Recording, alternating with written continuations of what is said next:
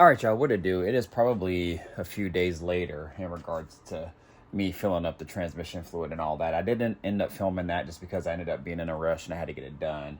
And then the car has actually just been sitting here kind of waiting to be started, but, just work and all that. And this is actually the next day, you guys, of the K5 fire. And so that that night, that rest of that day, it didn't really bother me just because I think, when I had time to really kind of think about it, it's so far it doesn't seem that bad. I haven't really been able to investigate it. I don't know what it looks like underneath just because the fire was actually going longer underneath because I couldn't really get under there to get it out.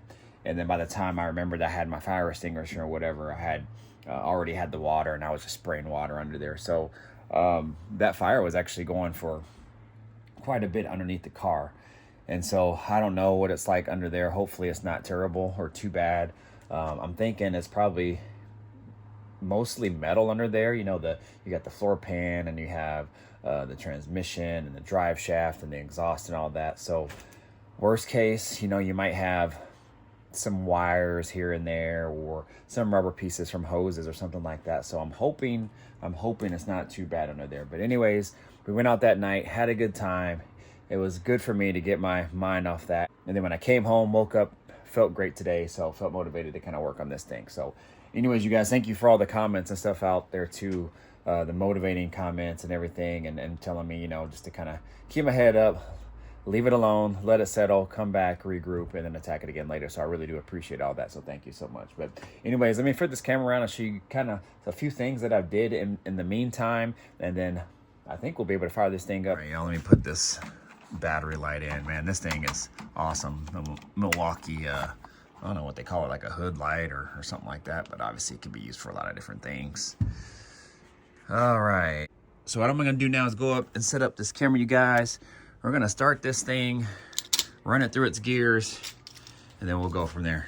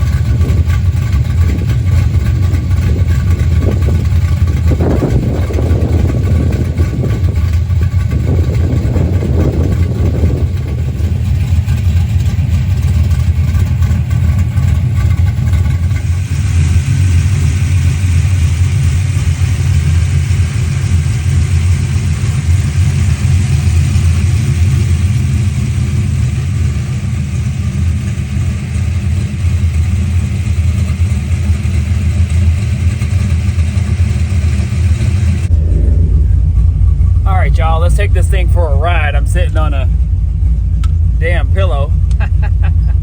But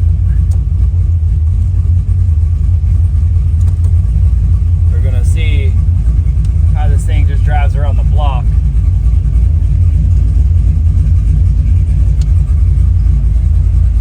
But back, I'm gonna go down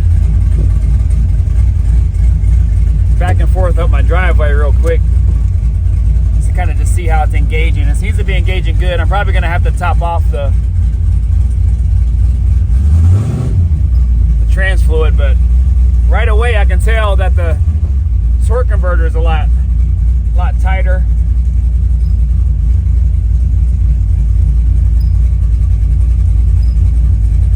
So that's good.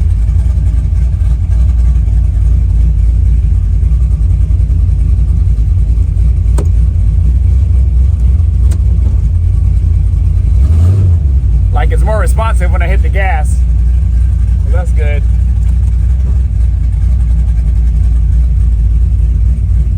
Let's take this thing around the block real quick.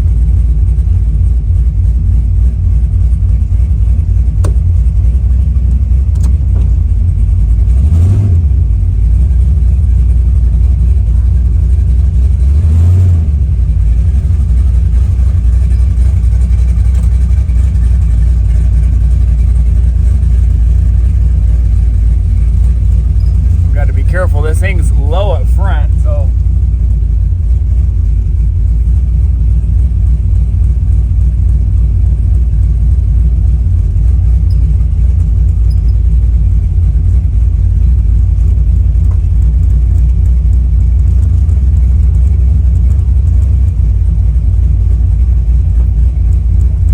man, it's weird driving with no seat.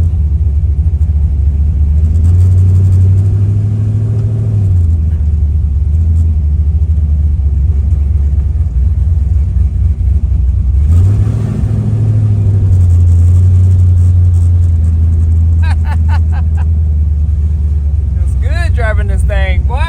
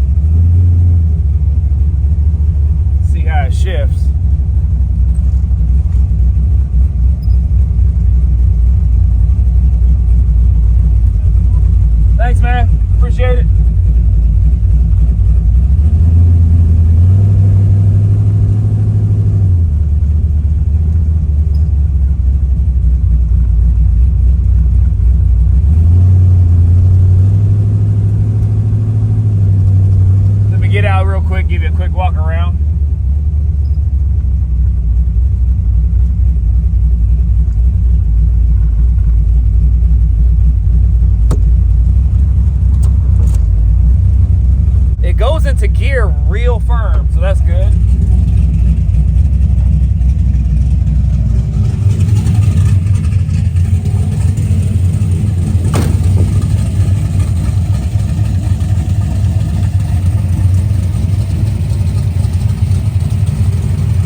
Yeah, man, she's driving good. Boy, do it yourself, man. Do your work yourself. So much more gratifying when you can knock out some projects yourself. I'm not against any shops. I'm not against outsourcing work. In fact, I do it quite a bit, but just with people I trust. And that's what you gotta find, people you trust, you guys. But man, get in the comments, let me know what you guys think. She's coming together. I'm glad I got this drive in. What I'll probably do is take it down the street down here. There's a long road that circles back to my house. So I'll be able to get it up to speed a little bit and get a good sense on how it shifts from 1 to 2 and 2 to 3. So far, so good, though.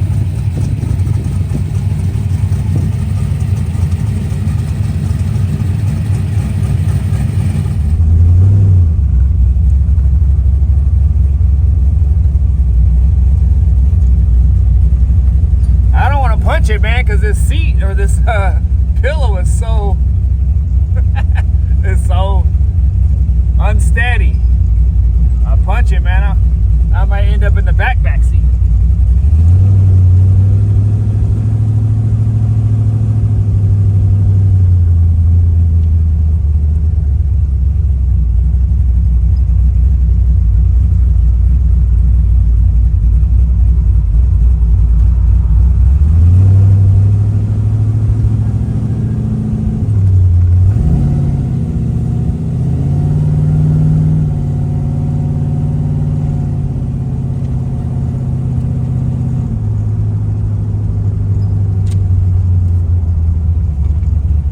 Stuff flying all over the place.